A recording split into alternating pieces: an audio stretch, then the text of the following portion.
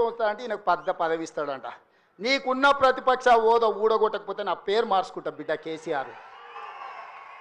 2023లో నిన్ను ఓడగొట్టిన, 2024లో నీకు గుండు సున్నా ఇచ్చిన, సర్పంచ్ ఎలక్షన్లో పాతరేసిన, మున్సిపల్ ఎన్నికల్లో ఉప్పు పాతరేసిన, జూబ్లీ హిల్స్ కంటోన్మెంట్లో నీకు గోరి కట్టిన, వచ్చేసారి ఆ గోరి మీద మా కాంగ్రెస్ పార్టీ కార్యకర్తలు జెండా ఎగరేస్తారు.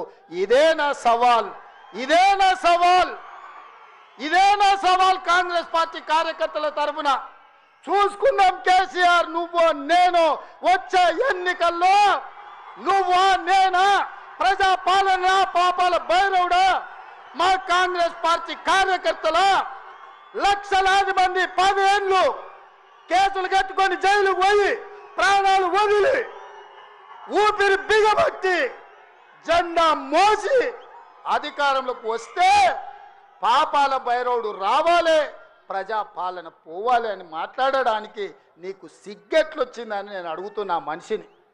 అందుకే మిత్రులారా, ఇవాళ నుంచి నా మాటగా తీసుకోండి.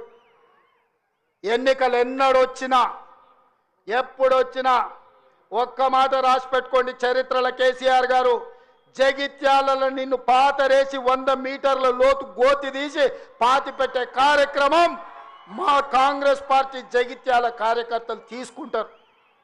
ఈ తెలంగాణ రాష్ట్రంలో